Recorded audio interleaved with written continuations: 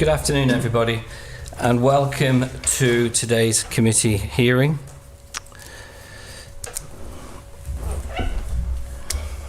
I'm Rob Callister, MHK, Chair of the committee. With me this afternoon is Dawn Kinnish, MLC, and Anne Corlett, MHK, along with our clerks. Welcome to this public meeting on the Select Committee of Tynwald on Dyslexia and other related services. This committee was established to consider a petition of redress of grievance which was presented on Tynwald Day last year. Today we're meeting with representatives of the Department of Education, Sport and Culture. Can we please ensure that any mobile phones are on silent or switched off so we do not have any interruptions? For the purpose of Hansard, I will also be ensuring that we only have one person speaking at a time. Welcome to our guests this afternoon. For the benefit of Hansard, could you just introduce yourselves, please, this afternoon? Thank you. Thank you, and good afternoon. I'm Daphne Caine, Minister for Education, Sport and Culture. My name's Dr. Jonathan Fee. I'm the Principal Educational Psychologist for the Department of Education, Sport and Culture. Excellent, thank you, and welcome this afternoon.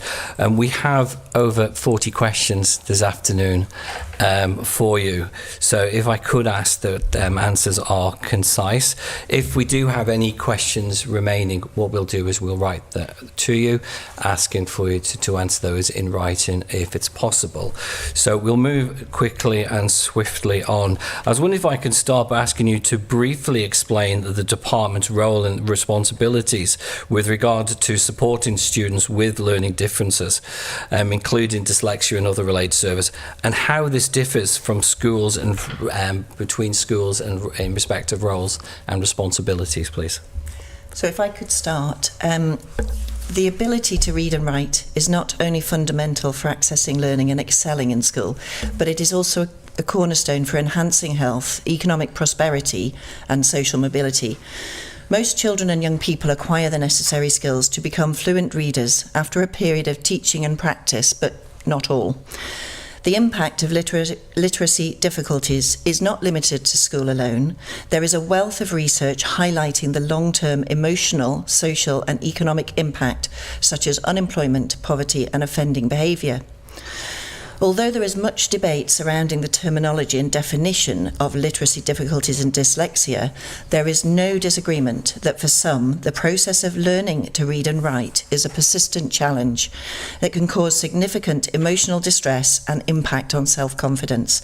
There is also no disagreement that supporting the development of literacy for all should be a key priority for education. The department operates a needs-based approach, which emphasises the importance of early identification and support without the need to wait for lengthy clinical assessments. A needs-based approach is a well-established model in education and was adopted following the 1978 Warnock Report and remains central to England's and Scotland's frameworks. The island's approach to additional needs is underpinned by the same model where resourcing is not hinged upon a clinical label. This enables schools to identify and support as early as possible for a range of needs, including literacy, numeracy, and motor difficulties. Whilst much of the debate has focused on dyslexia, the same challenges exist for maths difficulties and dyscalculia. Recent guidance from the Specific Learning Difficulty Assessment Standards Committee on the assessment of mathematics difficulties and dyscalculia in 2025 acknowledges that there is a lack of clarity regarding the definition of dyscalculia and the challenge of separating this from other maths difficulties. Minister, can I just interrupt there, because we seem to be going wider. Well, I'm just going to just bring this back, as the question was around the difference, how the department's role and responsibility with regards to students with learning differences, but also how this differs from each school. I know you want to widen this out. We've got a lot of questions. If we can just narrow it down, to what the question was, please. If I could, it's really helpful though to know and understand the background and why the department developed the approach it has and currently is across all schools. If we can keep it concise, please. Just briefly then to finish, a response into the intervention model is detailed in the continuum of learning and inclusion for schools, which supports the teacher to identify when difficulties are persistent and resistant to support. With regards to dyspraxia or developmental coordination disorder, this is a medical condition that needs to be identified and diagnosed by a paediatrician. Specific guidance for schools to support learners with motor skills difficulties is included in the continuum of learning and inclusion and was developed in conjunction with health colleagues. The department is constantly looking to evolve support and implement best practice where possible. Following the 2022 Literacy for All review, 80% of schools have identified literacy as an area of school improvement. During this time, 27 primary schools have purchased and implemented evidence-based phonics programs, and an English core curriculum has been drafted. But there is still more to do to improve outcomes for all learners, including those with literacy difficulties. Okay, thank you. Just so I can clarify, to go back to what the original question was, how this is different from, because we have received evidence that each school seems to take a slightly different approach. So how does the government, the department have one overall arching policy, or does it differ between schools? And if so, how does that differ? I'm happy to answer that. Yeah, thank you. So the island has, it's been referenced by the Minister, the continuum of learning and inclusion. That's a graduated response. I'm not sure if you're familiar with other graduated responses in other jurisdictions at all. So the SEND Code of Practice in England is based on a graduated response. The Scottish framework equally is based on a graduated response. The idea behind the graduated response is essentially making the link between universal provision within schools, so how teachers are teaching children and young people in the classroom in relation to the curriculum that they offer, and then recognising that kind of reasonable adjustments are kind of required within that space, and also there are some young people that require support above and beyond what would be just reasonable adjustments that require additional funding and support. Now that funding and support is already within the school, so as part of their graduated response for the vast majority, so as part of that graduated response, schools are able to identify young people that require additional needs. They typically would go onto the additional needs register, and that would be under a number of different categories within the continuum of learning and inclusion. The Isle of Man has a specific area for literacy needs and maths needs. In England, for example, it would just all fall under cognition and learning needs. That framework is universal across all schools, primary and secondary. What the variation is that each school is kind of able to pick and identify what programs, interventions and strategies they have at a universal level, additional level and complex level, depending on the needs of their children and young people, and also often will reflect the context of their school. So there's a need within the framework to bring some guidance and structure, but equally allow the schools to be able to personalise that based on the needs within their specific school. So each school does that. Okay, excellent. Anne? Thank you.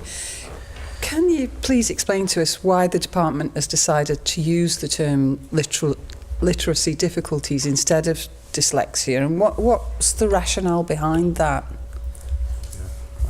Do you want the science bit?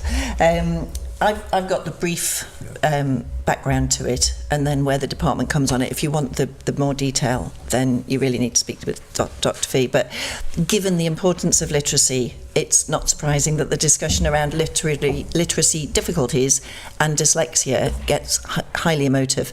However, the key to the department supporting those with literacy difficulties was to look to science and research.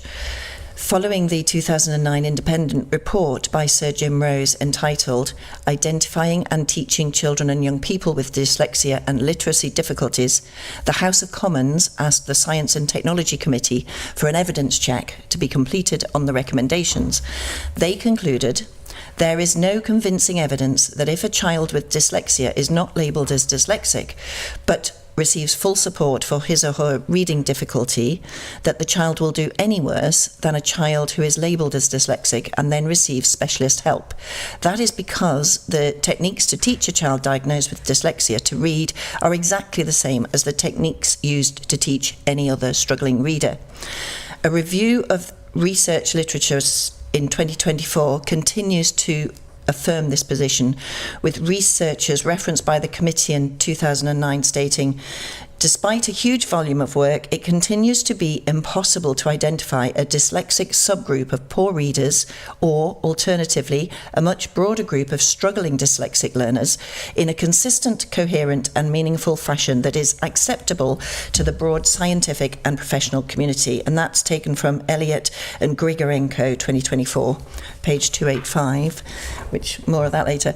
So it is against this backdrop of the research that the department has developed its position on supporting those with literacy difficulties and dyslexia.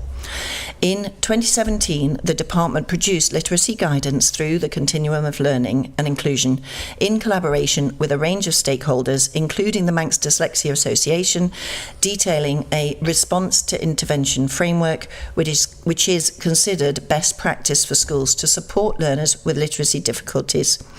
As a result of this position, the island identifies learners with literacy difficulties as a primary area of need.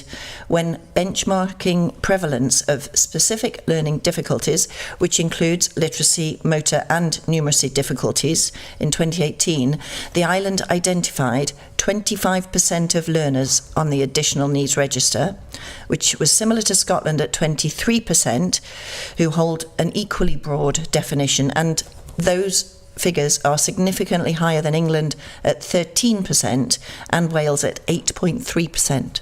Okay, excellent. Anything you want to add briefly? In terms of the debate and around conciseness, this is probably the area that's most challenging. I'm not sure how familiar you are with the dyslexia debate and the difficulties around identifying a universally agreed definition. I don't know if that's been shared with you, if you're familiar with it at all. More than happy to give a plotted history if that would be helpful. Well, I think maybe if you could submit that in writing, that would be much appreciated.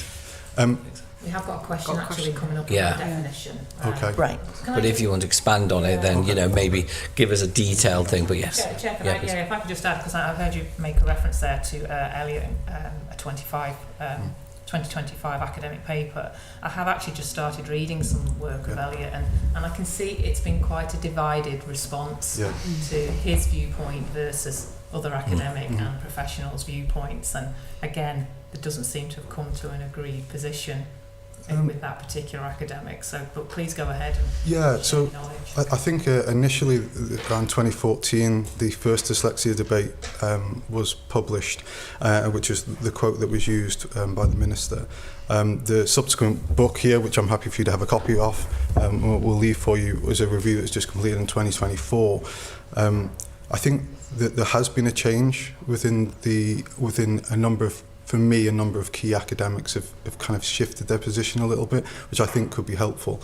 So there does seem to be an emerging consensus. It's not a unified position, but an emerging consensus that if you are to use the term dyslexia, it should be used as an umbrella term that encompasses all literacy needs. And then you look at individual profiles within that as part of the support, that it's not necessarily a subgroup of learning difficulties. And that's been the area of tension really that I think's divided the debate. So it's by no means a unanimous view, but certainly Snowling, who was behind the Rose report, and Elliot are more aligned in that position, and they were probably polar opposites for a number of years. So I think that's potentially promising for allowing kind of England in particular, ourselves as a result, to be able to think about a clearer pathway for identifying literacy needs and also agreeing what we mean by different terminology. So yeah, work in progress possibly, and there's still a lot of confusion around the term, and again, I don't know how much detail you want. I spoke a little bit with, and we've done some surveys with our Senkos recently. There's still a lot of confusion around the terminology and kind of dyslexia being associated with a more medical, clinical perspective, which doesn't necessarily work in the same paradigm as education, and so there's some conflict within that, and I'm again more than happy to explain a little bit, because I think that's probably the fundamental issue of why we're struggling to kind of bridge the divide. This kind of complex difference in paradigm and understanding is really challenging. Very quickly, if I can summarise it, I would say Dyslexia, for some, as a subgroup, is a kind of more like a clinical subgroup where you require very comprehensive psychometric assessments. It's potentially one way of understanding it, and that as a result of that, the input that you would do might be different, compared to using it as a wider definition for literacy difficulties. And that typically is kind of where the two areas have been divided. So there's still some that would view that, although the research and evidence doesn't necessarily back it up. What's quite interesting within literacy needs and dyslexia, when you look at the literature on it and the research behind it, the sampling of the research isn't differentiating between dyslexia and literacy difficulties. The samples they're using are literacy difficulties. And so then the findings that you have around persistent literacy difficulties is exactly the same. So that's kind of where the research is kind of headed a little bit more, and why I think you will have a more united definition emerging potentially. I've seen a little bit of research as another key researcher, Brooks, who reviews all the evidence-based interventions, and interestingly, he stated his position in his last review around 2024. We're talking here, and he's using the term literacy difficulties and dyslexia interchangeably. Okay, excellent. Okay. So when did the department itself stop referring to dyslexia? We do, but So the 2012 dyslexia policy, which I know you've kind of reviewed, was an attempt by Joyce Monroe, the educational psychologist at the time leading in that, to introduce this broader definition of literacy difficulties, actually, which is the same definition that's used. It's the same descriptor that's used, although the terminology for literacy difficulties under the literacy needs category, it's exactly the same definition. My understanding, I wasn't 100% involved in all of it. I kind of reached out to Senkos to ask for their view. My understanding was that there was some confusion around the definitions used still. So, not surprisingly, in terms of the lack of consensus in academic practice, lack of consensus within professional practice, Senkos were feeding back on the back of that policy that actually they felt uncomfortable about being perceived as diagnosing dyslexia, although the policy was aimed at supporting the identification, which is a very different process.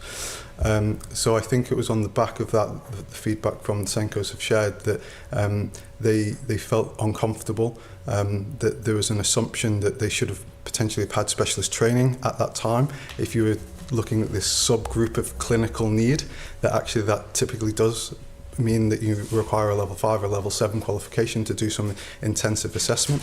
And obviously the shift in that policy was saying, no, you can identify it at school level. So there was a plethora of support. I remember I'd only come to the island around that time, and I remember Joyce and colleagues from the Manx Dyslexia Association doing a bit of a roadshow and staff briefings and training and parent drop-ins to try and say, look, this is the framework we're moving towards, and this is the approach that we're trying to adopt on the island. But despite the kind of best efforts, I think because of the continued ambiguity and disagreements around the definition, and particularly being mindful that the vast majority of our staff are coming from England, trained in England within an English model, that with that was kind of bringing in the stance that was in England as well. So I think it was potentially undermining it. So I think there was a decision at the time to refer to a broader definition of literacy needs when we went to update. In the dyslexia policy, you hopefully will have seen reference to a RAP, a resource assessment pack. So the Continuum of Learning and Inclusion is an update of the RAP. So whenever we were updating the RAP, we used the term literacy difficulties to be more encompassing, to cover all needs. Primarily for two reasons. One being the department has a role and responsibility to support children and young people with literacy difficulties irrelevant of that cause. Obviously, there is no agreed definition for dyslexia to go on, and it being kind of contentious. And then the key for us really was saying the research where even if you have a diagnosis, that there's not necessarily a specific alternative treatment pathway that you would explore on the back of that. The findings are very clear that literacy difficulties is multifaceted. There's many different reasons why individuals experience literacy difficulties, and that you need to understand the individual profile of need in order to be able to support them. Okay. So the aim of the 2017 collie was to introduce that more personalised approach. What we were finding within schools often was that there was a kind of almost one-size-fits-all intervention approach. So if you kind of had a literacy need or you identified as dyslexia, you went on a particular programme, and if you hopefully made progress, fantastic, but if you didn't, it was kind of, well, you continued on. And I think Joyce made reference to that practice when she gave evidence. So again, the idea was kind of saying, look, there's many different components of literacy. If you have a difficulty with phonics, you need to be intervening and working with phonics. If you have a difficulty with reading fluency, you need to be working at reading fluency. And so being able to personalise and tailor the intervention is kind of the aim of that continuum of learning and inclusion. Okay. So that's why we moved to that broader definition, really. Okay. Okay. So you referenced there other jurisdictions and other UK local authorities. Is it common practice to use that encompassing term, or do they still use dyslexia and still use learning? Is it a mix? You know, it's Interchangeable. I was going to say, as Joy said, an umbrella term, but does literacy need, it's not always dyslexia if you want to diagnose it. I think that sometimes they're interchangeable now, but as we've said, the way you address it, it doesn't matter whether by any other name. Yeah, No. I anticipated the question. So I reached out. I'm part of the Principal Educational Psychologist Forum, and obviously I'm aware of my experience of practice in London, in West Sussex and in Hampshire. I was drawing on that and I have colleagues there. But I reached in to the forum and just asked them those questions, like what terminology are you using? Bearing in mind, you can Google their, or use other search engines. You can search for their continuum or their graduated response, and you'll get multiple copies. I think some of the evidence that we submitted made reference to a number of local authorities' graduated response. So you can kind of see the terminology that they're using within that. Within England, it is specific literacy, specific learning difficulty is the category that kind of these areas would fall under. Now, when I asked specifically about the use of dyslexia within educational psychology practice, 70% of EPs, of the principal EPs that responded, said that they did not diagnose dyslexia. And when they were working with young people, those that did diagnose, it was not specifically for the reason of the literacy need. It was often because of other complexing comorbidity difficulties and challenges in accessing learning. So certainly my understanding of practice is that local authority EPs do not diagnose dyslexia. Private assessments are the main way that dyslexia is identified in England, and that's a similar model to the Isle of Man. Scotland's slightly different. So Scotland's been able to take a broader definition of dyslexia. They have their own teacher training kind of infrastructure, and so as a result of that, they're able to kind of control the narrative easier in Scotland.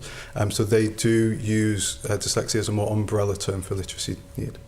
So is there any agreed definition for dyslexia from any of the relevant bodies? So interestingly, the quick answer to that's probably no. So I'm not sure if you're familiar with the diagnostical manuals that clinicians in particular would typically use. So you've got the DSM-5, which is a kind of American-based manual, and you've got the ICD-11, which is typically more perceived as European. So they don't explicitly have a category for dyslexia within that. Within the DSM-5, there's reference to it as a descriptor and a little note of caution in terms of if you are using that terminology, that you need to think more widely about the other areas of need. So no, there's not a specific reference to dyslexia as a diagnostic criteria in any of the statistical manuals. Okay, that's fine.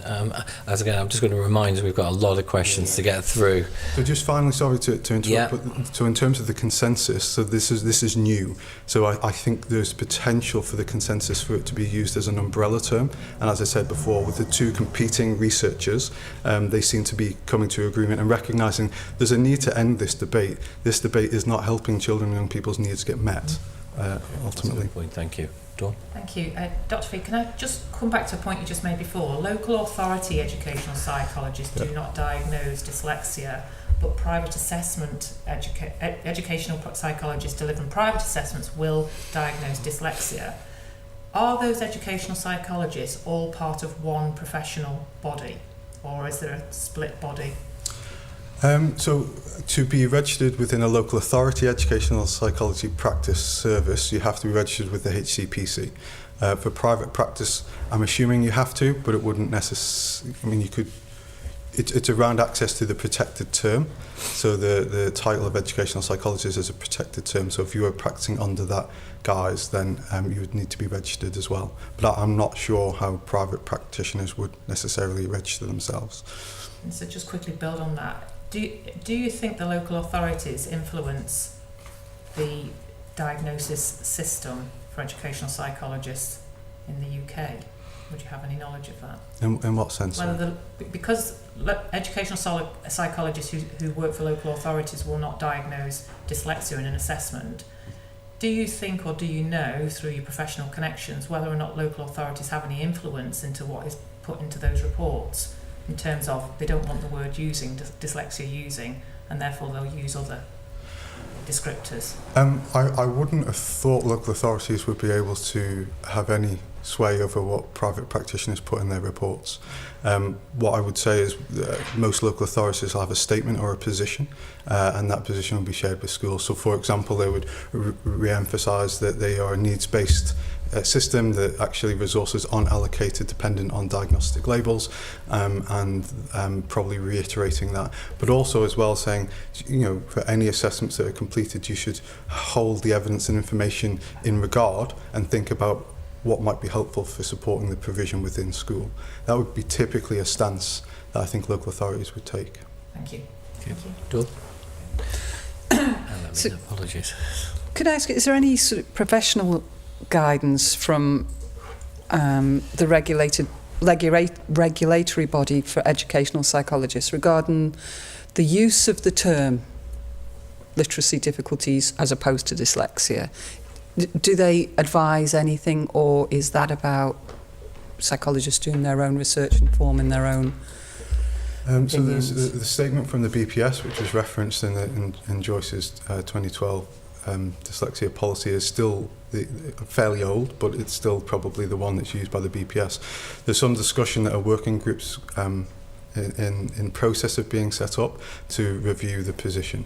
But I think the profession as a whole, underpinned by the SENDIS framework in England in particular, it kind of forces practice down a needs-based route. So that's why you're not seeing a particular stance on the label or the definition of dyslexia, because actually the position that's being pushed is saying, look, whatever the underlying cause of the literacy need is, if it's persistent and enduring, they still need to put support and provision in place. And that's driving all local authority practice within educational psychology practice, but also within schools. You had a literacy for all survey in 2022, and 58% actually of staff and parents reported in their response that there is a difference between literacy difficulties and dyslexia. What would you say to that? I think it further highlights the confusion in the space and the need for some clarity, really, both. And it's hard to have clarity from as a small jurisdiction or as an individual practitioner. You're kind of relying on a national agreement, and I know that that's being a large push, and I think that's why you're seeing that emerging kind of consensus starting to be agreed upon, and people are having to come out of their more entrenched positions to shift and move things forward. So I don't know if that answered your question properly. Yeah, I think so. So how does the use of the term literacy difficulties impact on children? How are they perceived by others when they are determined to have literacy difficulties? And would the perception be different if they were determined to have dyslexia or dyslexic tendencies? I go for that one. I've got a nice research article actually looking at young people's views and perspectives, and I think that's really important, and also teachers' views and perspectives. The findings on the Isle of Man from those surveys is very consistent with research that's been published as well. One of the key parts of the Science and Technology Committee's evidence back in 2009, which still stands strong, is that there was concern expressed that, to quote, that there's further danger that the overemphasis on dyslexia as a subgroup of literacy difficulty, I add, may disadvantage other learners with profound reading difficulties. So there's a need for us to think broadly about literacy need. Now, why is that important? Well, I think what's become clear is that whether you like the term dyslexia or not varies from individual to individual. I think with the potential agreement and consensus that's emerging, that potentially there could be a degree of choice for individuals. So if you want to be identified and you want to use the term dyslexia because you feel that that has meaning for you, I think we should enable families or young people to be able to make that choice. But equally, there's pros and cons to the research, and young people talked about the pros and cons of that. So on the one hand, dyslexia is still continually linked with intelligence. So there's a perception that I have literacy needs, but my intelligence is an area of strength. That's been widely discredited, which I think is what's fundamentally kind of confused this space. So what people were recognising, even the young people, when they did the feedback, they were saying, on the one hand, I might have a better understand. People might better understand my need, but on the other hand, they might have lower expectations as a result of that because it's perceived as being a within-child difficulty, and actually teachers' perception of what they can do and how they can support, when we look at the research, shows that they don't feel that they have the same ability to influence and develop skills. So that's a massively important area of research for me. Interestingly, and again, I'll happy to email the report over. When we were asking, when the research asked children and young people about their views on the labelling and how they like to be identified, whilst it was very inconsistent, whilst there was some contradictory statements in it, so it's good on one hand but it's bad on another, what they were essentially saying is, look, we don't particularly mind what you call it. What we're after is we want to make sure we have the right support, and we want to make sure that you kind of treat us with respect, that you kind of value kind of what we can bring to the table. And I think for me that has to be the kind of driving force behind what we do. There is a risk within this clinical subgroup that's been identified within the research around perception.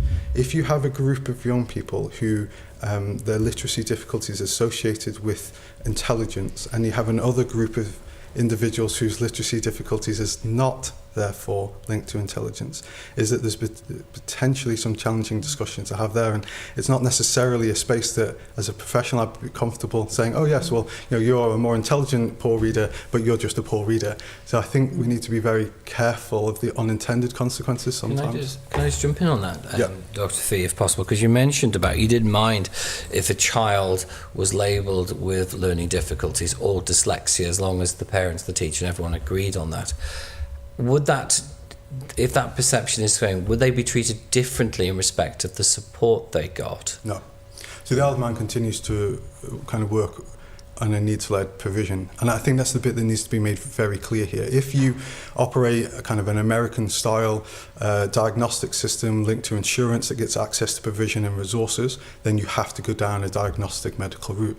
Now, England, Scotland, Northern Ireland, Wales, they operate a needs-based education system, so there's not the requirement for the diagnostic label, and primarily because how you support literacy difficulties, whatever you call it, the evidence at this moment in time is saying that the intervention, if it's persistent literacy difficulty for one child, is exactly the same as how you'd support it for another. Can I just, this may be a question more for the ministers, more government policy, anything else, but if that's the case, you don't mind You know, if there's been identified the support needed, if a parent wants to call it dyslexia, because let's be honest, from all of our research, dyslexia, most people know what dyslexia is. They think they do. Well, you know, from research and help and It may not support, be the same from the to all. support it is. So if the department doesn't mind, if a parent and teacher decide to say this is dyslexia, this is learning difficulties, whatever they wish to use the umbrella term, then why has the department moved away from it in 2012 if nobody really objects to how we label this, as long as the most important thing is the support? I don't know if you have any comment on that, Minister? Can I answer that first? Yeah, you can do, yeah. Just because I think I've maybe not clarified Yeah. my descriptor there.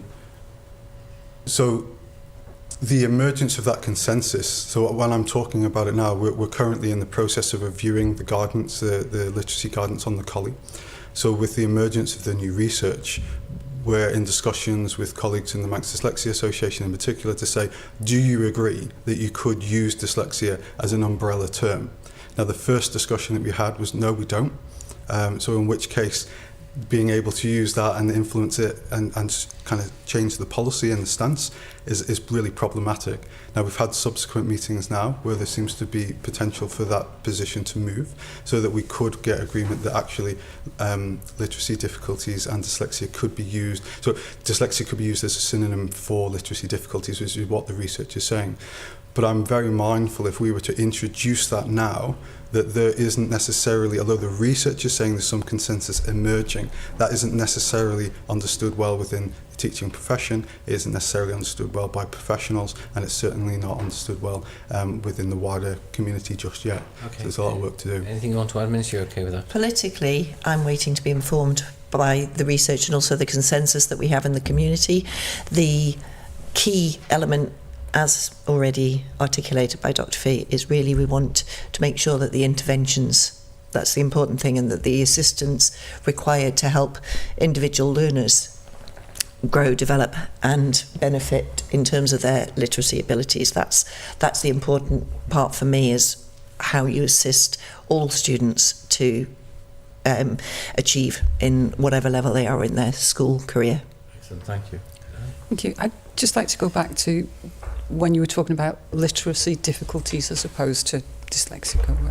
And we've talked about this quite a lot in committee, really, and how we say it. And we've kind of come to the reasoning that we try to use learning differences rather than learning difficulties. Now, do you think that would make a difference to a child's perception of their own capabilities as well as how others perceive them? A difference rather than a difficulty? Gosh, that's a really interesting question. I've seen on some of the emails that came through in preparation for the areas of interest, you use difference a lot. If I'm honest, it confused me a little bit because obviously I think the key around this is being clear on how you want to identify it and how you want to kind of see these terms be used and how you define them. For me, I think whether it's difference, again coming back to the research that young people have fed in terms of their view, is it's less about what it's called and it's more about how you're treated and how you're perceived. So as long as you're getting the support that you require and as long as you perceive that you're kind of not being judged as kind of not being kind of intelligent or not being able or kind of then I think that's more important than what it's called, and I think that's the bit that we need to be working on. This brings me back to a phrase that I saw on a post once about if you can't teach a child what was it? If a child doesn't learn the way you teach him, you should teach him the way he learns. And that's more about difference than difficulty, I guess. Yeah. Okay. I think from my perspective, kind of part of the reason for the needs-led approach was thinking about the unintended consequences and associations linked to language, and that kind of the assumptions that are made alongside that as well. Now, you know, you can change a term and in time the understanding of that term can revolve back to what the original term was. So I think there's other elements that need to be supported around kind of empathising and understanding and appreciating difference and accepting individual difference in particular as an island that would strengthen that.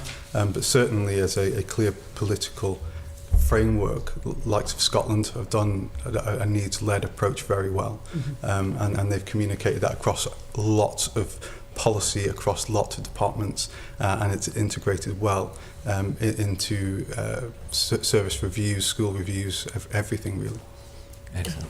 Dawn? I just want to look at the incidence of dyslexia, and there are various statistics flying around. We've heard within committee that dyslexia is one of learning difficulties. It's one of the most common types of neurodivergence, affecting up to 20% of the general population. But in the submission we received from the department in 2023, only 4.5% of the school population has been identified as having literacy difficulties. Do you think this is a true reflection of the incidence of dyslexia or literacy difficulties in the island schools? Would you like me to answer that? Yeah. No, it's not. So the information that you were provided was based on the profile of need from the AEN register, and it only records primary area of need. So you got the instances where on that register that a literacy difficulty is identified as the primary area of need. Now the data that the Minister shared with you earlier, where she was saying the 25% I think it was of learners that were identified with specific learning difficulty, that incorporates the speech and the literacy and the motor skills and the maths needs. That's obviously higher. So within our SEN identification framework, we're identifying more learners as a result of that. Now there's a couple of ways of understanding that. One could be panic, as in, do we have significantly more need on our SEN registers than we should have? We had a brief look at and I know you're coming on to screening, but we had a brief look at the speech and language need. That's often a prerequisite skill in terms of developing and securing good literacy skills, and the island's quite strong in that space. So we were thinking it's not, and kind of essentially why the identification on the Isle of Man for the SEN is higher as the primary area of need is because of the breadth of that definition, because it's got a wider definition. So the 4.2 or 6, whatever it was that you quoted, that's essentially just looking at the primary area of need across all of the school population. So to get an accurate assessment of what the prevalence rate of students would be, you would need to know if they're recorded as secondary or kind of third level need, and that's not typically reported on. So it's certainly the best in terms of benchmarking is it's just looking at those that are on the SEN register. You will also have a number of children and young people for various different reasons that may choose not to be on the SEN register, or equally their needs may not quite warrant additional support, but they still could be struggling with their literacy needs, and they wouldn't be factored into that data either. The schools do have another category of need which isn't necessarily within the additional educational needs framework, which is a record of concern, and so potentially a large number of young people that don't quite meet the threshold, but the schools are wanting to keep an eye on, will identify young people within that category. And that might be when they're doing more kind of adapting the teaching and approach within the classroom. So just building on that then, so you've just stated about the primary reason is recorded, and then you've just talked about potentially there are secondary and third reasons. Do you think the department should be capturing that data? There's potential we could if it was felt useful politically, but in terms of driving educational need, not necessarily. But ultimately, the need is known within the school system, and so say for example I would expect a large proportion of the young people who are on the SEN register with a primary area of need for speech and language, I would expect them to be struggling with their literacy need as well. So whilst the school will be supporting and addressing the speech and language need, I'd be expecting them to then also be supporting the literacy need as well. So in terms of operationally for a school, they wouldn't necessarily need to have that overarching definition. They should still be meeting need. But it might be of interest. It's not something that is typically collected by other local authorities or even reported on by central government in England. I think, if I'm honest, because of the challenges around the definition. So your prevalence rate varies depending on the definition of the diagnostic criteria or not that you use. So that's why within the literature you will have seen data ranging from 4% to 20%. Now, if you're going down the broader definition, like potentially the research is suggesting now, you'll be hitting more 20%. If you're going down a subgroup of clinical need, you'll be going down the 4%. So that's why you're getting the variation. So I think in whatever way you want to measure need, you need to be clear what it is that you're measuring. And then equally, if you're wanting to make comparison, you need to make sure that you're comparing like for like. And then just that you mentioned about record of concern that the schools record, does that data come into the department? It's not collected, no. Do you feel it would be of value for the department to collect that data and have an overarching view of what's going on, whether somebody's on SEND register or whether they're not, to give you a bigger picture? I guess it would depend what the purpose of collecting the data was and what we were hoping to do with it. But in terms of understanding, and that would potentially be more linked to kind of reasonable adjustments in the classroom that you'd be expecting the practitioners to be doing anyhow, and that's almost a way of they're just trying to monitor and make sure that they don't miss anyone. That's more why that's being used. I think there is a risk that if we collect too much evidence and too much information, that we may well lose the need of those with more complex need, that kind of requires something more bespoke and more personalised. So yeah, it's a double-edged sword potentially within there, but it could be of use potentially. It depends how they're categorised and if that's consistent within the SEND framework. You could argue then that's an expansion of the SEND framework, so you're adding a new category. Can I just jump in on that? If all schools are submitting data and information into the department, would that not improve the sort of support and services that will be available to parents and to students and teachers?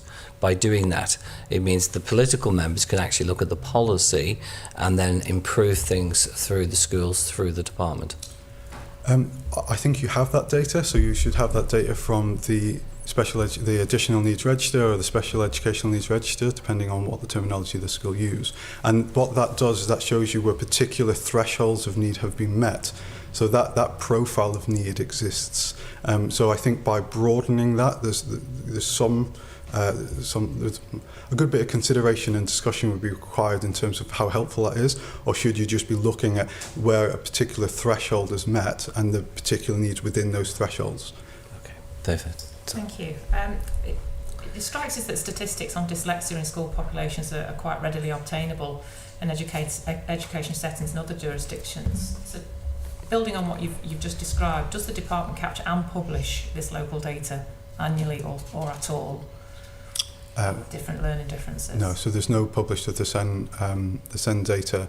My understanding, I think Graham's probably much better placed to answer this than I would be, but my understanding is that there's a move for primary and secondaries to be going towards ARBA, so they're going to have the same information management system, and I think on the back of that there is some hope that there will be some unified dashboarding and reporting of need. But yeah, as far as I'm aware, that's not something, it's something that's collected, but it's not something that's annually published.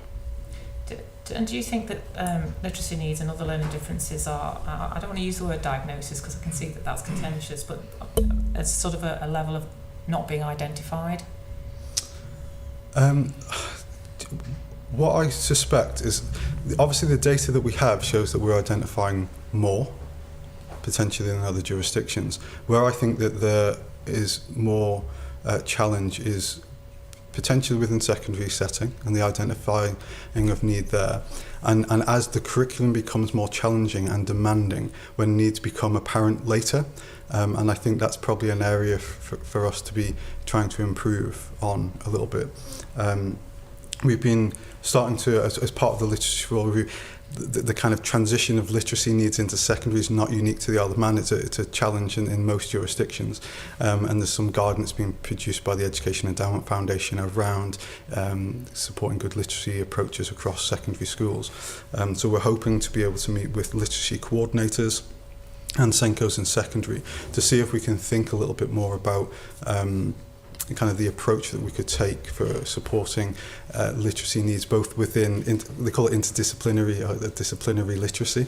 So within English, obviously it's clear, but within RE and within maths and within science, and kind of how you help support individuals when they're coming across more technical vocab and language where suddenly that's become more challenging. Now that need and that challenge might not have been as evident earlier on. I can probably build on that a little bit more. It probably links to some of the screening questionnaires I suspect that you'll be asking, so I'm happy to pause. We're going to come to screening in a moment, so hold your thoughts. I'm finished, Chair. Okay, over to yourself to do screening. So could you take us through the process of screening and assessing a child for dyslexia or another learning? As is it currently in the Isle of Man. Please. So there's no screening for dyslexia on the island. And I think there's reference to and a decent explanation given in the 2012 dyslexia policy as well as to why that is the case. What screening looks like on the Isle of Man. So I'm not sure if you're familiar with the research and the link between speech and language need and literacy difficulties. Okay, so again, I'm happy to kind of share some of that, or equally it's well referenced within the book, and you're welcome to have that. So what the department does do, are you aware of the speech and language screening that happens? So within reception, every school completes speech and language screener. That is done within the reception year across all children and young people. And the idea Just clarify for the record what age the students are. So that would be when they first year of school. So they'll be entering 4 or 5. Yeah. 4 or 5. Okay, thank you. So that's a screening that's done in the reception year. Where those needs are identified, then there can be follow-up screening or potential referral into the speech and language team, and it's part of the speech and language offer on the continuum of learning and inclusion, the college. So interestingly, again, some reference just to make sure it's not just my opinion. So Snowling, who again is one of the key authors and academics in dyslexia, within her position statement in 2024, again highlighted the importance of oral language as important risk factors for us to be able to identify where children and young people potentially will be at risk of literacy difficulties. So the research is continuing to support the need for language screening, speech and language screening. It's an important prerequisite skill for literacy development. Interestingly, so while that's done, where there's some vulnerability, you can do further assessments over time. And at this moment in time, the tool that the department supports schools to have takes them up to year 2. So they're about 7.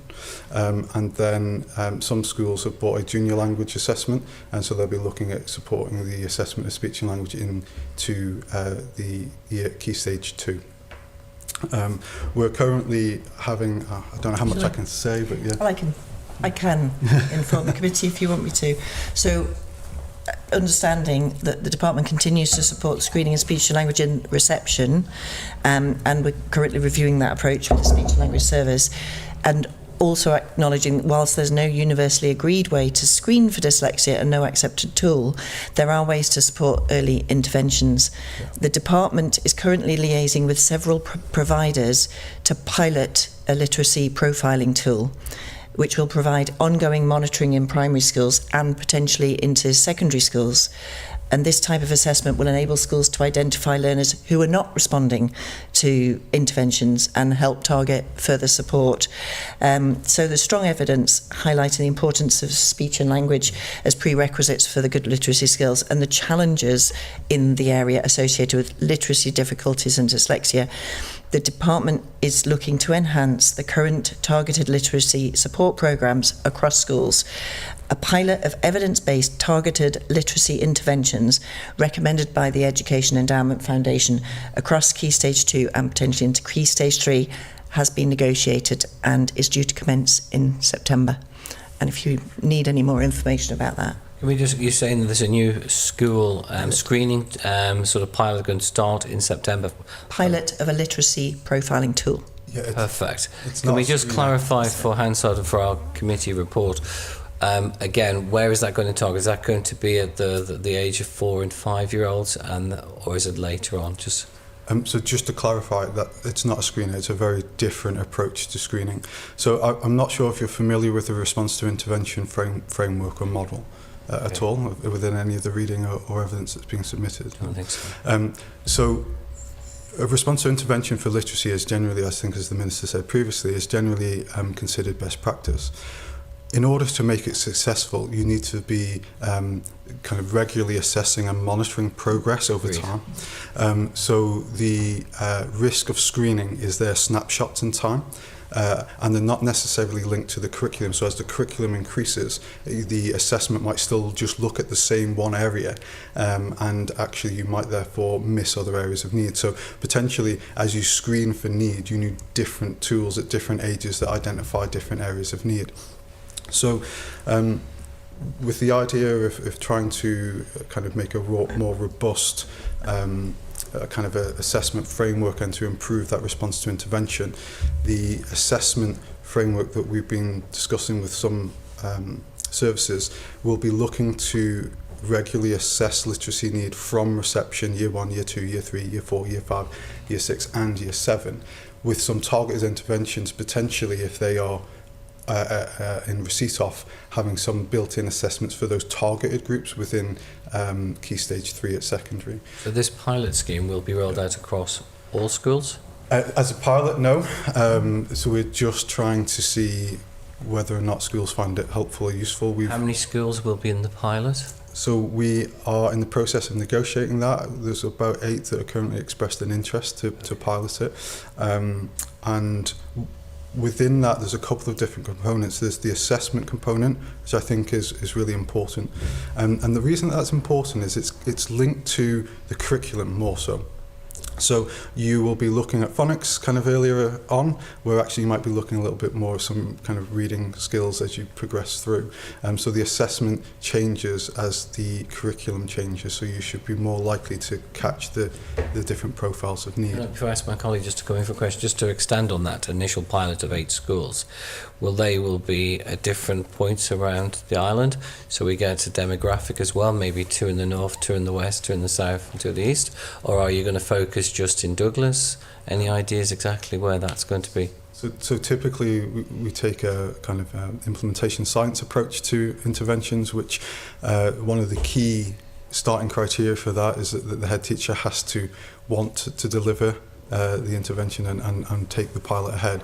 In order for it to be successful, we need leadership within the school to implement it. That will involve staff time, that will involve prioritising insets and training. So the best way to do that is ultimately to put out an expression of interest to head teachers, which is what we've done, and those that will come back, there's going to be an introductory session, which I potentially could see if you could join. If you'd be interested to look at the tool. I don't know if I can. So you can see kind of what the programme looks like. Okay, excellent. Dawn? Can I just, I don't want to get stuck into definitions here, but we've heard a lot of focus on the word literacy, and for me it's reading, writing, spelling, but one of the other areas of need, I think, for some of these individual pupils is around their ability to memorise things and organise things, and I'm just concerned that there's a real focus on that literacy aspect and not those other issues that can impact on that child's learning. And so we're talking about profiling a literacy tool here. How will that capture things like memory and organisation? I think we need to be clear here around definition. So if we know that the research is saying for literacy needs or dyslexia that the areas that you listed are the key areas that we need to be focusing in on, there are clearly other areas that support the acquisition of learning and skills. Memory is a really interesting one. So in terms of evidence-based interventions to support memory, there's fairly weak evidence out there. It's a fairly difficult area to improve. But what kind of needs to be known more is around how you adapt your practice or your teaching or your input to help kind of like chunk information down and make it more bite-sized. The research is clear, is that If you're needing to support literacy, support literacy. If you're needing to support working memory or long-term memory or processing speed, look at supporting that separately as well. You know, you don't conflate the two areas, but look at them individually and make sure you're putting strategies and recommendations in. So certainly within the framework that we have in place with the graduate response, it sits under a broader cognition and learning heading. So your literacy needs and your maths needs are there, but equally there are other areas of learning. So within the literacy, so although we've got a literacy assessment package, there are potential for when needed to do more targeted assessments around processing, around memory if needed, and that's part of that graduate response. We have drafted up, and we've been discussing with some colleagues in the Manx Dyslexia Association, to have a broader literacy profile. So the literacy profile isn't just the screening, the assessment within school. That actually, if there, we are checking that those other areas have been explored. So if I can just build on that then, so what you actually were explaining there was about the pedagogy, in the classroom and the teaching delivery, and will the teachers therefore be able to adapt their practice and have those skills and confidence to do so in order to meet those individuals' child's needs when it comes to memory and organisation?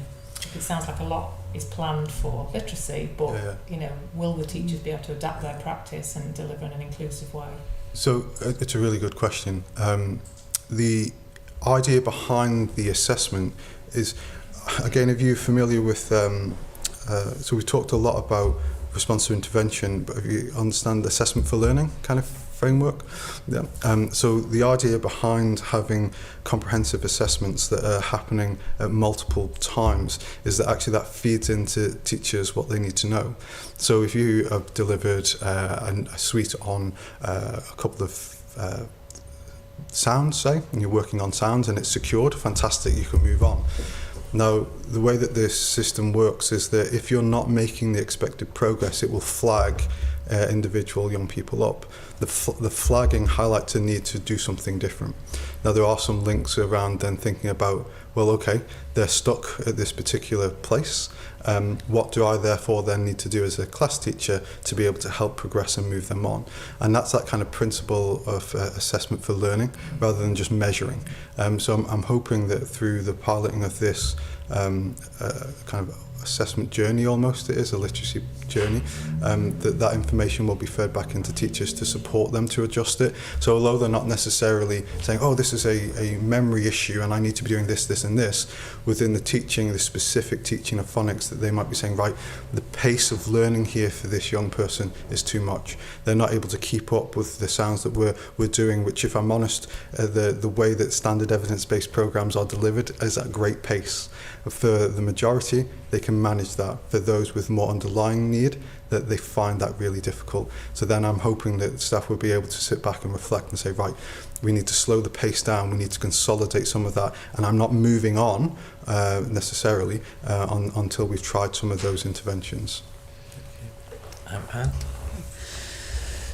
Just to stick with assessing at the moment, could you just sort of briefly tell us the role and responsibility that the school play in that process and the role and responsibility that the department play? Yeah, happily. So this all stems back to the continuum of learning and inclusion. So the assumption, and again, well evidenced within research. I've got some data here, feedback from Senkos. It was part of the evidence from the Literacy for All review as well, that there's a general consensus that teachers are well placed in order to identify literacy need.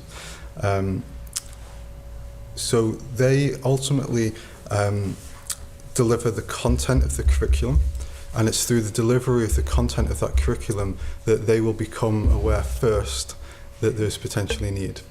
And so I think that's a key component. Now, the reason, and a slightly different approach possibly from some of the other evidence that's been given, is to say, right, if we're expecting teachers to do that, then we need to make sure that in that response to intervention model that they have the tools to be able to help them track and monitor and adjust their teaching and their input. Now, I think the Minister did make reference to a large number that have bought the evidence-based phonics programmes now. So I'm quite pleased that as part of that there'll be quite rigorous training, lots of online training that helps support the delivery of that. And there are some assessments built into that as well. So the first part of a responsive intervention framework is around good quality universal teaching, to be able to identify those that are not making expected progress.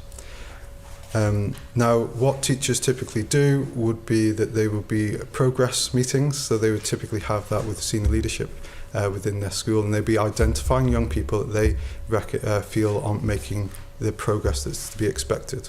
And through those discussions, different strategies, interventions and support might be discussed and put in place within the classroom. Following that, if there's still not the response or improvement that the school would be after, they may then think about bringing parents in and having a conversation about possibly going on the additional educational needs register, and at that point possibly doing the SENCO might choose to do some assessment to understand the need in more detail, and that typically then leads on to more targeted interventions, often sometimes delivered within the classroom, often outside of the classroom, and you're doing a more intensive focus, which may be different to what the content that's being delivered within the classroom is. And that's the start of that graduated response. And then you might do that for a period of time, and it should be reviewed and progress should be monitored. So within the colleague guidance and the framework for the island, they use the same model as England, which is a plan, do, review kind of methodology. So you understand the need, you plan for it, you put something in place and you review it, and that's the cycle that it should be going through. We're just conscious of time. We're just going to jiggle around some more questions, so I'm just asking my colleague maybe to jump to question, and what we'll do is we may take a question out because we need to go look at support for students, and we also need to look at training, and we've also got some questions on equality, so we're just going to maybe just We do need to do. do that, whichever ones you feel, and then we'll just try and we'll probably end up having we're bobbing about now. Okay? Yeah, we'll probably end up having to send you questions, but we're conscious we're trying to cover all our areas for people listening. Can I just very quickly finish the end of that? Of course you can. Process? So obviously then that's within school. So if schools are still worried and concerned, they can access kind of specialist input. They might ask for consultations with the educational psychologist. They might kind of look into other services depending on what the needs and the barriers are, and at that point, and then look to adapt the provision. For those with the most complex needs, they tend to get more hard. It's often a bit more of the same, but more intense and more personalised. Mm-hmm. Thank you. So, where an educational psychologist makes an assessment of a child's learning differences and prepares a report, is that report delivered directly to the school or directly to the parent or both? So you're talking here specifically around a statutory assessment? Yes. Yeah. So I think we need to be clear just before I answer that question. I'm mindful of time, so I do apologise. But so educational psychologists on the Isle of Man, similar to the vast majority in England, work a consultative model. So we are linked to individual schools. They get a set number of visits with us. In collaboration with them, we identify the needs that we feel that they feel would be important, and they discuss it with us, and we'll agree kind of what work needs to be done. Certainly termly, half-termly, and then regularly meetings throughout the course of the year. So there's a lot of assessment, advice, consultation, meetings with parents that happens outside of that statutory framework. The kind of hope and aspiration, if I'm honest with you, is that the vast majority of support should be outside of that statutory assessment process. Mm-hmm. It's much quicker, it's less bureaucratic as well. So where there's a formal request, that typically comes into the department. The department will arrange a response that, depending on the nature of the need, we would often go and speak with parents, schools, young person. It doesn't always need an assessment as such. Mm-hmm. Often that can, not a standardised cognitive assessment, which is what the legislation kind of alludes to, really. It's a little bit dated in that sense. So the assessment, our definition of assessment is much broader. So often we'll go with those that know the children best, so we gather lots of information from parents, from the class teacher and from Senko and school generally. And then that formalises in a report and an assessment. That report then goes back to the department and is disseminated out to key people that way. Okay, including parents. Including from that parents, point. yeah. So does the department recommend or advise amendments to a report that an educational psychologist has prepared? So there will be kind of quality assurance processes for reports that go out. Okay. Yeah. So they might amend before it goes out to a parent? Yeah. I think there'll be a dialogue back and forth between different bits. The essence of the advice has to be independent, but obviously if there's some elements of it. So typically within, when you write advice as psychological advice, there's parameters that you have to stay within. Okay. So if you've breached or you've gone slightly beyond that, so you're not really supposed to be making reference to provision or particular settings.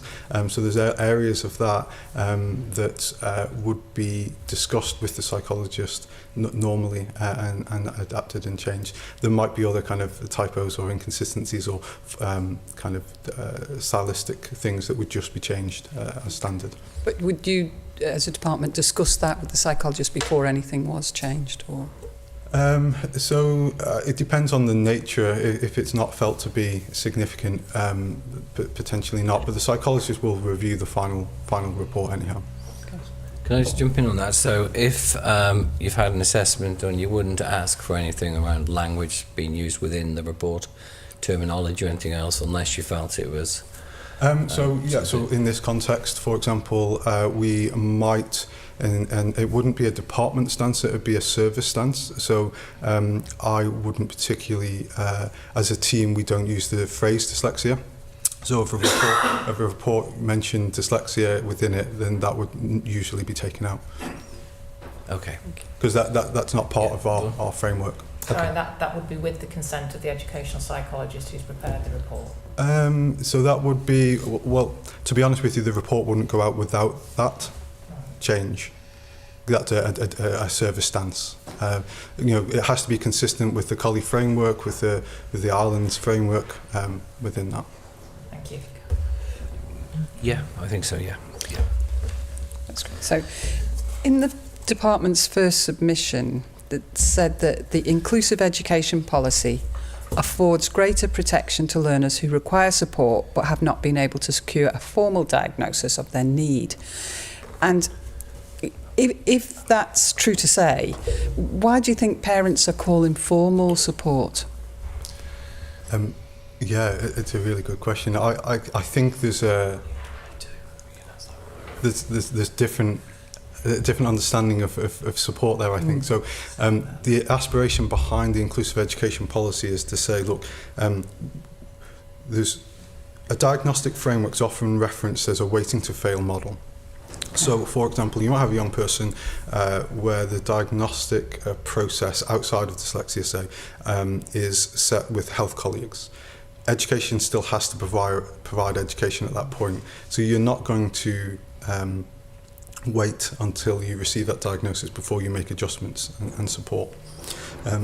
So the aspiration behind the inclusive education policy is setting the stall out to say, you need to be thinking about the diversity of need in your setting from the outset and plan for it. Don't wait for needs to occur and then think, oh gosh, yes, I need to do something about it. So we talk a little bit about known and predicted needs. So we know that there will be a number of young people for various different reasons that will struggle to access learning in a class of 27 with one teacher delivering the content. We know that we can predict that. So let's think about what are the arrangements that you have within your school and plan for that. Okay. So that's kind of the aspiration. But to pick on your point, very, very clearly, there is a growth of need within the education system that I think has been well publicised within Tynwald. And I think that's why there is equally a growth in demand for support by parents as well. So with this inclusive education policy, you've already talked about a needs-based approach. Does this policy do that? Because and is targeted enough rather than a one size fits all? Because when we talk about an inclusive policy, it does sound very one size fits all, but does it allow for that needs-based approach within it? Yeah, I mean, that's interesting. I've heard that referenced a few times. The principle of inclusive education, if you look at the research underpinning it, if you look at the frameworks from European Agency of SEN and Inclusion, if you look at kind of what it's communicating, what it's saying, is it's the absolute opposite. So this is about personalising learning. This isn't about treating everyone the same or doing the same thing with each individual. It's very much the opposite of that. And that has to be the key really within this. And as I said, the research within dyslexia kind of is consistent with that. Equally, if you think about autism, there's often a kind of stated phrase of you've met one autistic person, you've met one autistic person. So the idea around this is personalised learning where you can, obviously within resources and budget. Okay. Thank you. Dawn? Thank you.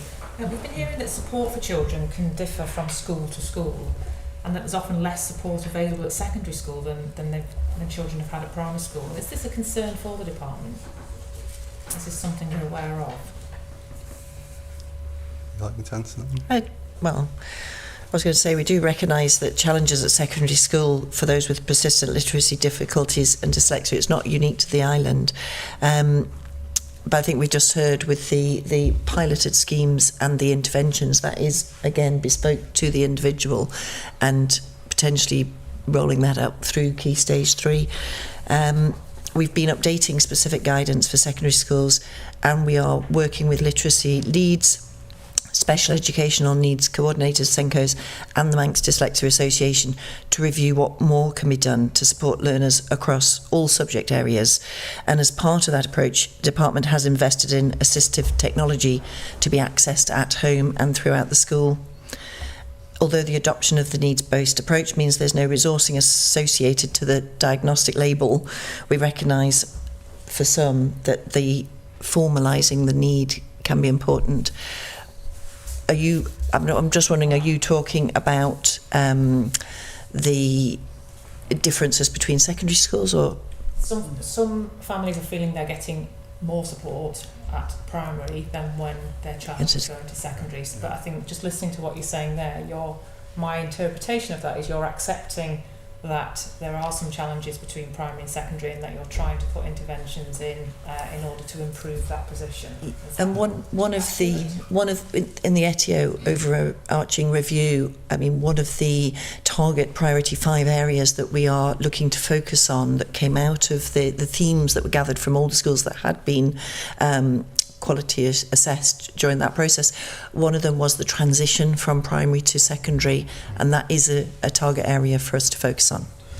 I think for me, there's a need to recognise that primary systems are very, very different to secondary systems, and therefore that there are different challenges within that system that wouldn't be present within a primary setting.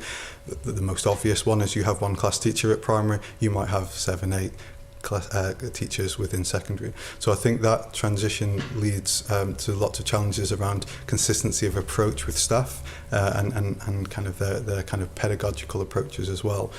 Interestingly, I would say from my personal view that Key Stage 3 is kind of a challenging area for that transition, but actually within secondary I think there's potentially there's greater diversity of pathways for individuals that can, the learning journey can be personalised more to their need, and I think that's not always kind of well understood.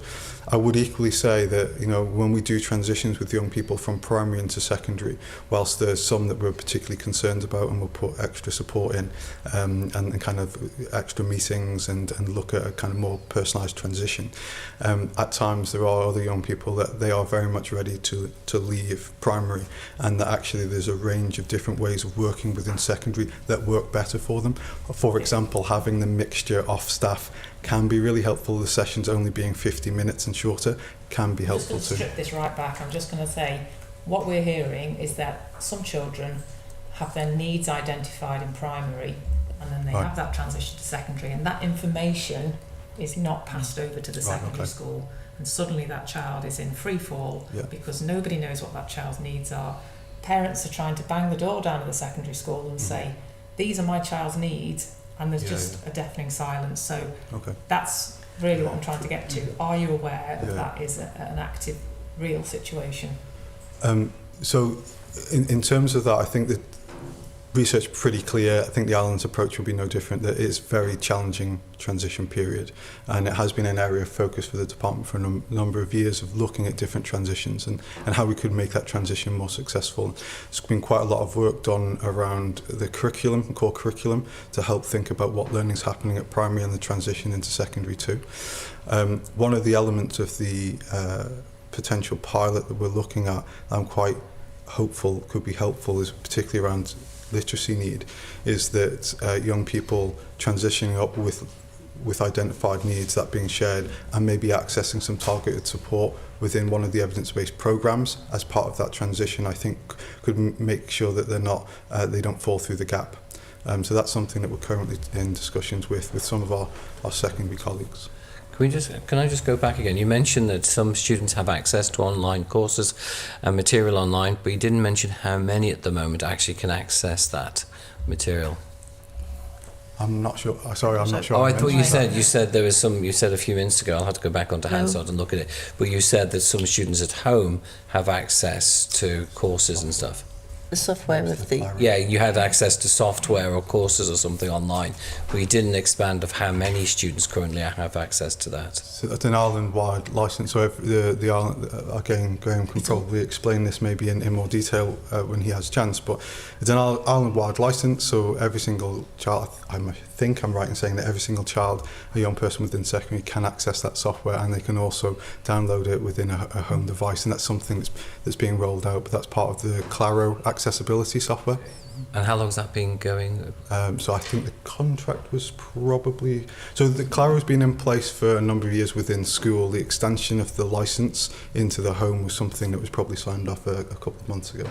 Okay, excellent. So it is relatively new, because I hadn't heard it before. Yeah. I'll go back through Hansard exactly what was said, but that's better. Thank you for the clarity. The chief officer would be able to give you the full picture on that. What we do is have a look at Hansard and then maybe add an additional If you have any other question. questions or detail required, we can supply that. Excellent, thank you. There's just been recently some training, so the providers have come over to the island, I think representatives from a number of different schools and the MDA ourselves and other areas attended some training of what that software looks like and how it can be accessed.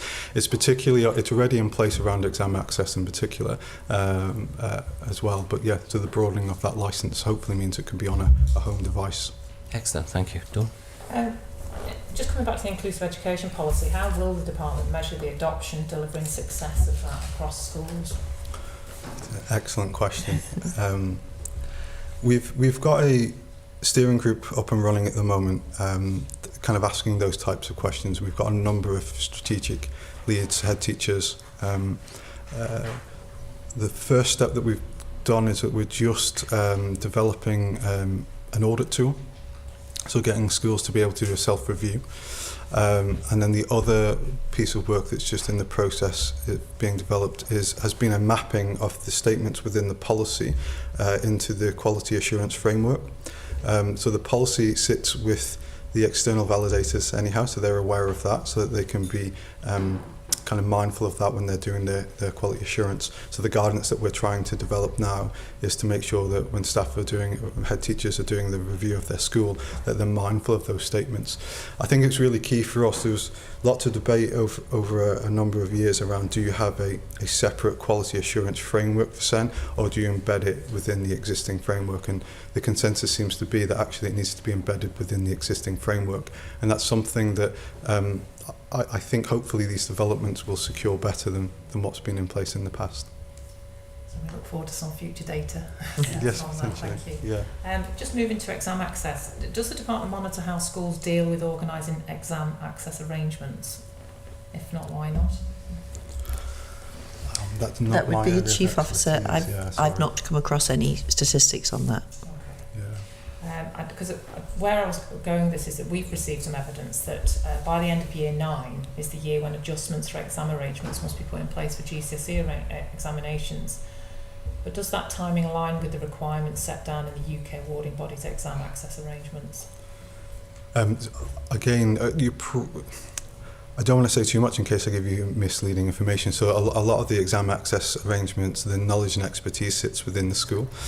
So they have exam access assessors, and the Senkos will be doing those assessments. I know that they live and breathe the guidance from the examination boards, and it's imperative that they follow the guidance published, or else they won't be able to provide the exam access arrangements.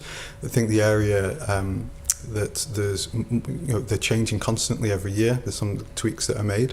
One of the areas that I think is causing a little bit of difficulty for colleagues in health in particular, some of the arrangements around the identification of ADHD, and kind of needing that formally identified by health. So I know that that's something that's been some discussion with.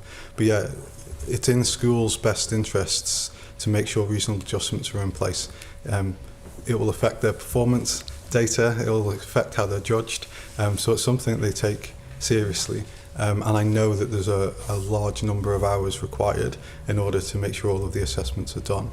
Interestingly, where there's some conflict and confusion is that the criteria for access arrangements are not determined by the department or by the Isle of Man. They're set by the examination boards, and the criteria for accessing them is really, really clear. So through the assessments, if you're not meeting particular thresholds, or you don't get particular scores in some of those assessments, then you're not able to access some of the reasonable adjustments. What we'll do is we'll actually write to the department just to ask that question well, again. I can say the exam access is definitely dealt with by the secondary schools because they're the exam centres. Okay, we'll probably, when we're adding, because we are skipped through a few questions, what we'll do is we'll raise that again if the Chief Executive wants to add any additional information, because I know he's not well today, so we'll re-ask that question. I think we're going to... Do you want to go on to the next section? Well, I just want to sort of bring that bit to a conclusion now, actually, because I think you probably described one of the barriers there, which was talking about the large number of hours required for assessments, because when we've looked at some of the awarding bodies' exam access arrangements, those arrangements can be put in place very close to the actual GCSE examination, but we seem to be hearing that the schools are focusing on year 9, and I just wonder whether there's a time issue or the length of time for assessments that's creating then a barrier. But I think we'll put that in writing and we'll get more clarity around that. Because I think that'll vary depending on the nature of the exam access that's being asked for and the nature of need. So for some you do have to have standardised assessments, and that there's a window basically within 2 years that's valid for, and if not you have to reassess it. So that's why you get that big influx in year 9. But after that there's evidence of reasonable adjustments over time that the school are needing to put in place. Chair, I'm going to put 4.6 into written, if that's acceptable. Yeah, we'll put 4.6, which relates to training for teachers and the role of Senko, and we'll also put 4.7, which is the role the home educated children and schools reviews. We'll put those in writing because we're conscious of time. Because so what we'll do is we'll actually go to the Equality Act then duties. If you want to do those, Dawn, that would be great. So I just want to focus a little bit on the Equality Act. What are the department's obligations under the Equality Act with regard to learning differences such as dyslexia, and how do they differ from the school's obligations under the Equality Act? The department, well, our educational psychologists, in conjunction with the special education needs coordinators, have started to explore an approach to formally recognise where persistent literacy difficulties and dyslexia could be considered a disability under the Equality Act. Whilst this isn't required for educational purposes, we are recognising that it could easily transition to university or employment. Do you want to expand? Yeah, I think if I understand your question right, it's thinking about the kind of the framework within the department and how that varies to kind of the roles and responsibilities of the school. So for me, it would lead me probably to be talking about the framework that we've already talked about. So the island's required to have the kind of needs-based approach, so some form of framework for supporting and identifying need, and the continuum of learning and inclusion is the framework that the Isle of Man uses. So that's a needs-based framework. It's consistent with practice in other jurisdictions. It's not necessarily as we've explained, dependent upon a label in order to get support, but there is an identification process that you need to be going through. And ultimately, this framework's around access and participation into learning. So whenever you've identified a particular barrier, you're not making progress, being able to get some support. Now, there are obviously kind of reasonable adjustments that can be made by staff and by school, but the part of that continuing learning and inclusion is also identifying where kind of resourcing implications might mean that something above and beyond what is ordinarily available within a school could potentially be provided. So there's a framework to make sure that we can support schools to be able to access additional support or funding or things like that. So the department has those processes in place. So they've got an identification framework with the collie, but also as well there's an exceptional needs pathway. So if there's a young person not able to access education, the head teachers can put an application forward, and that can be considered. And there's a wide range of potential needs that might be around resourcing within school, but equally it might be kind of off-island placements and things like that as well, where the island's not able to necessarily meet the need of that young person on island. Thank you. You've got a statutory obligation as a department to prepare an accessibility strategy. I am aware that a draft was prepared. Was that finalised and published? And has it been implemented? I've not been involved in that, sorry. Would you like us to put that question in writing? In writing. That's fine. That's fine. This is where we're missing the chief officer's knowledge. So there's a couple of questions to follow that, so I'll put those into writing. Yeah. There's quite a lot of questions there. Sorry.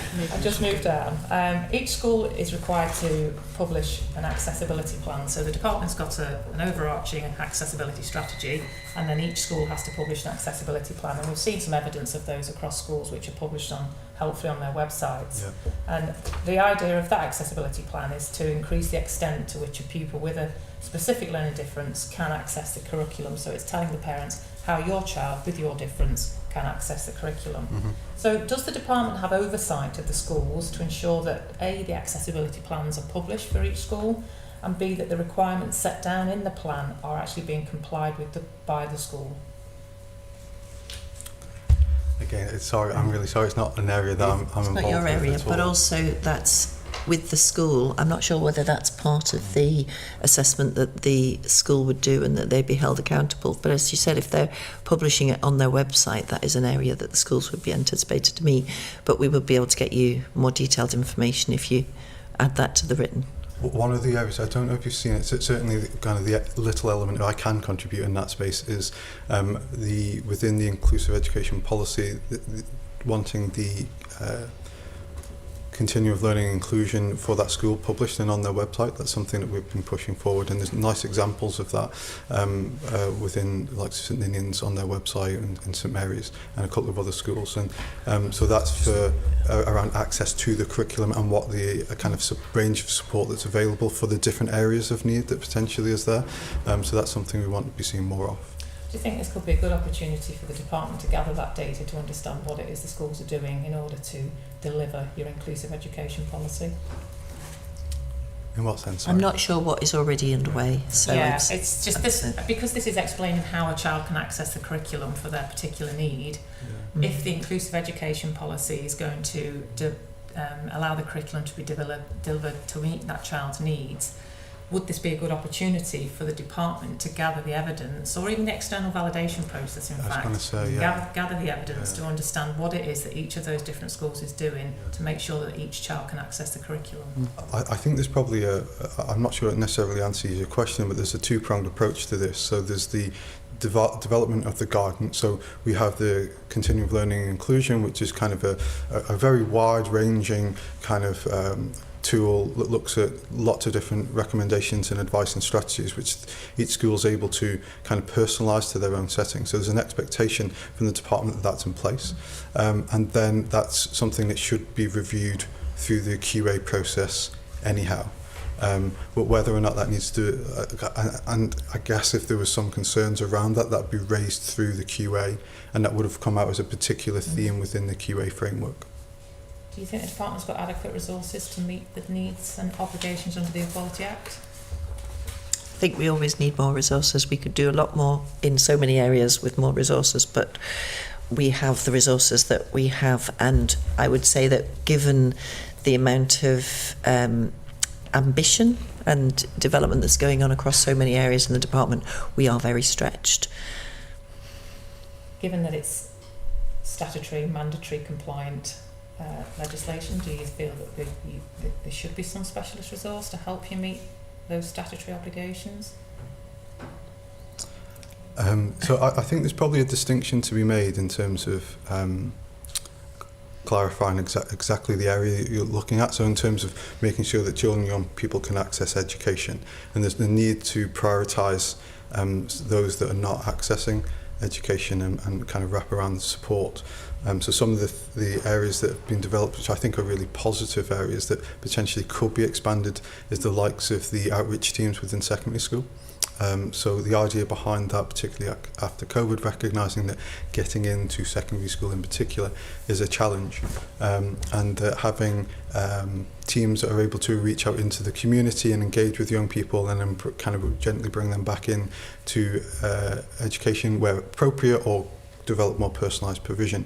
Certainly something that's working well, and the feedback is good. So things like that could be developed, I think.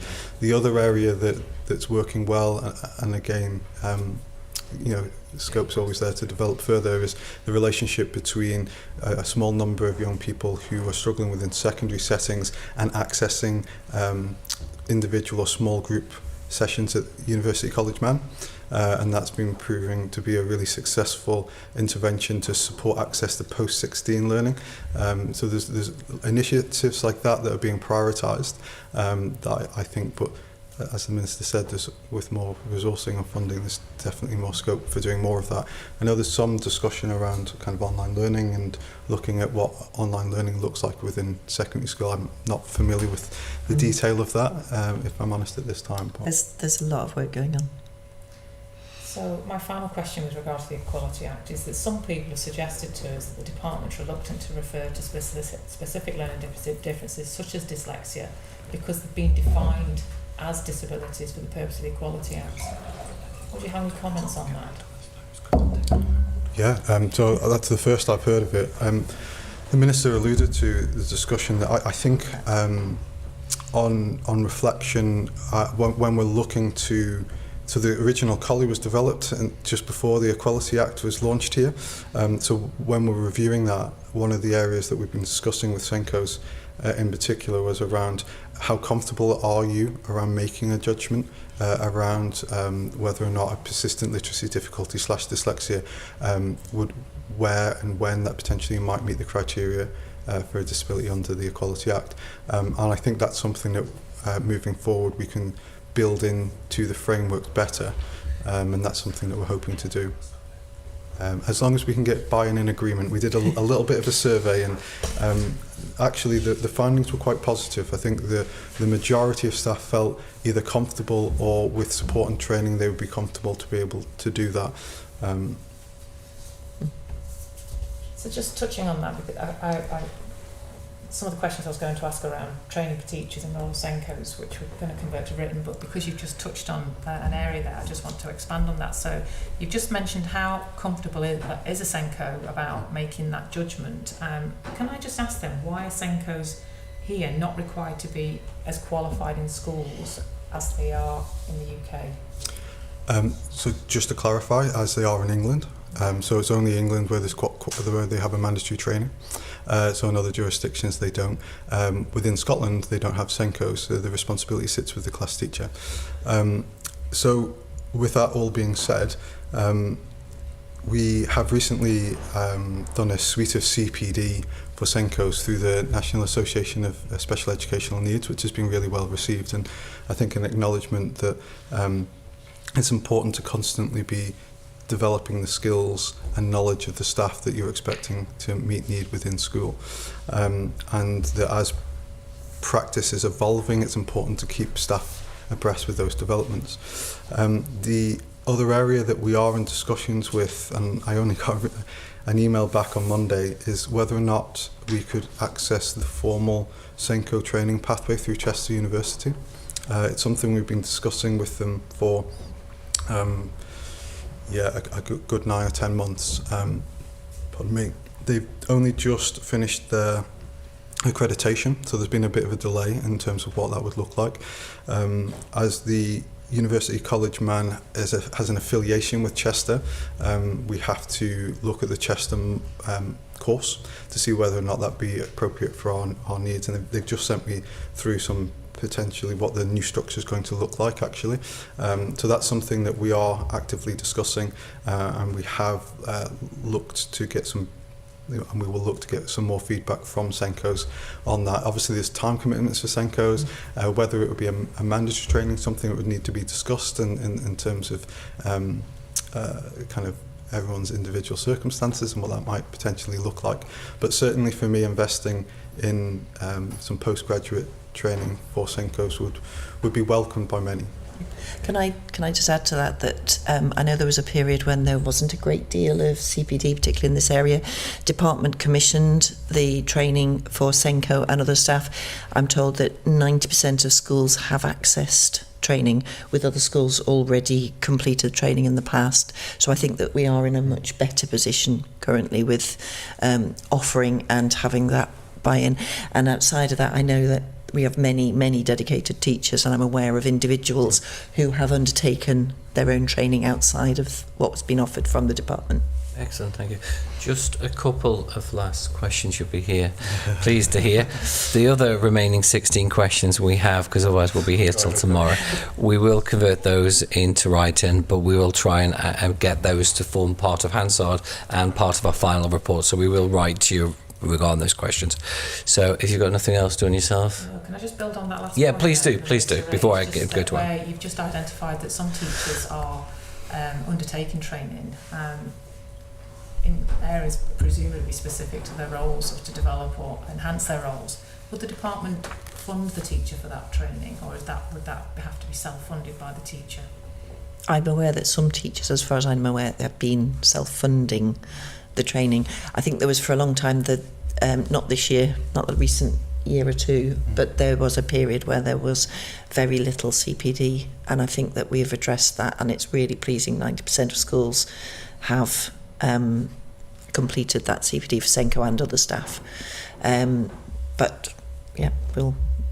Would you be willing to share with the committee what was included in that SENCO training?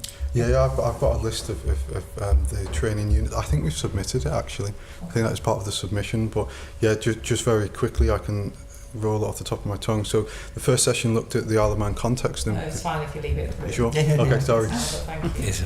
Okay, Anne? Okay. Listening to parents during our evidence sessions, we've been hearing that parents feel that their concerns are not being taken seriously by schools or the department. How would you respond to that? I mean, we obviously take it very seriously. We've got the 25% of our students that we're falling into the AEN of some form. I mean, I'd say always that the head teacher's best place as the first point of contact to discuss an individual learner's requirements and to put that in place.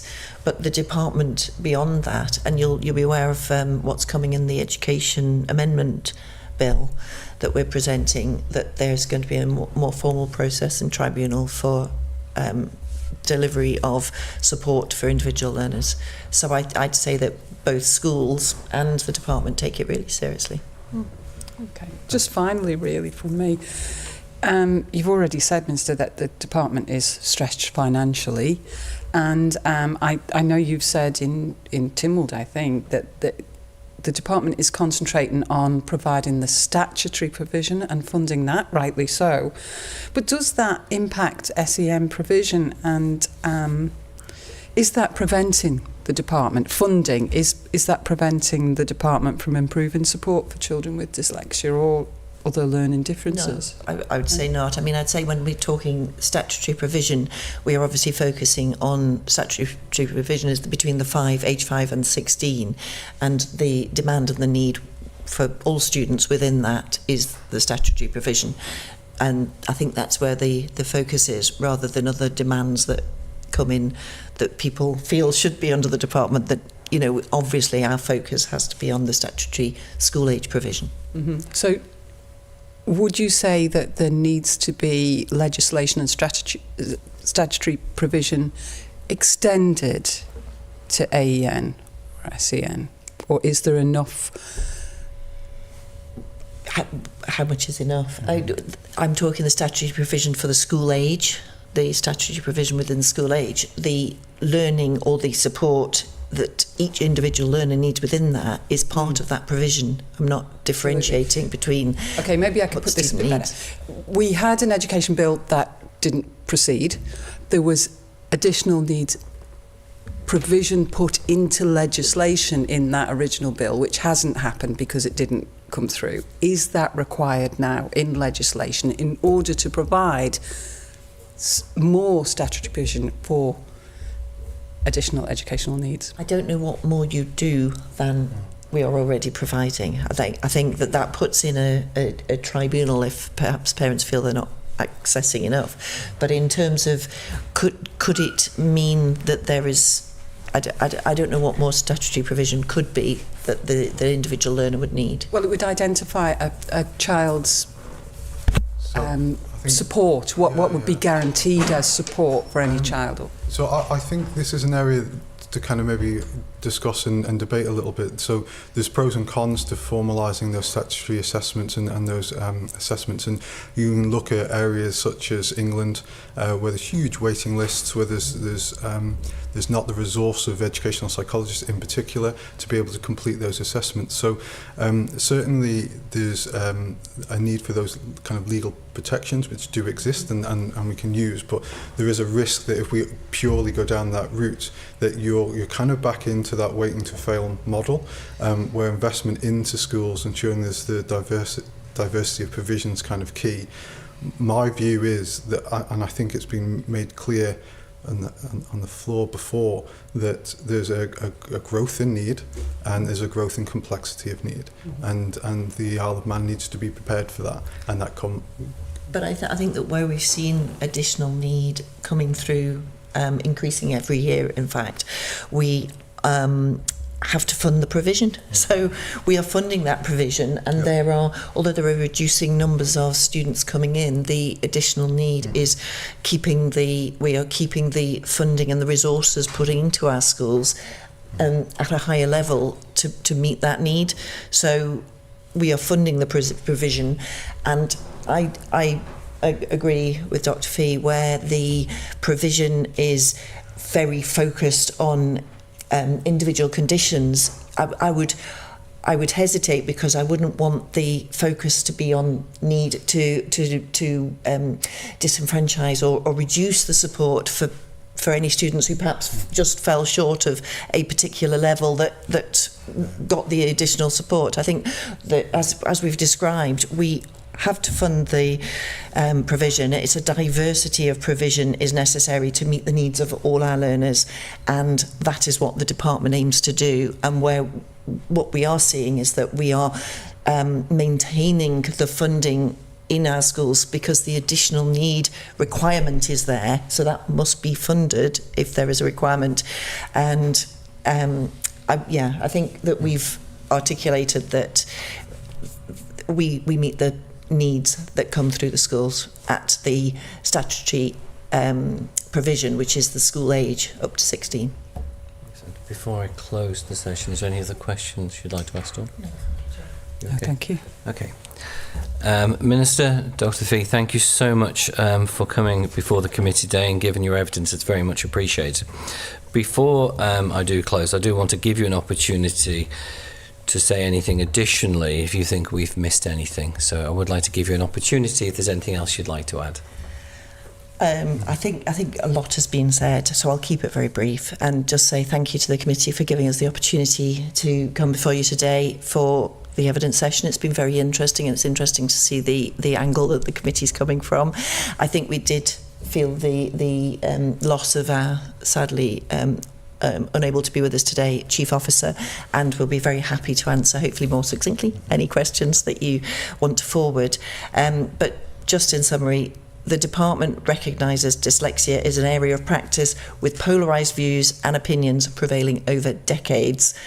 And we know the term dyslexic is of positive emotional value for some, but it's not the case for all learners.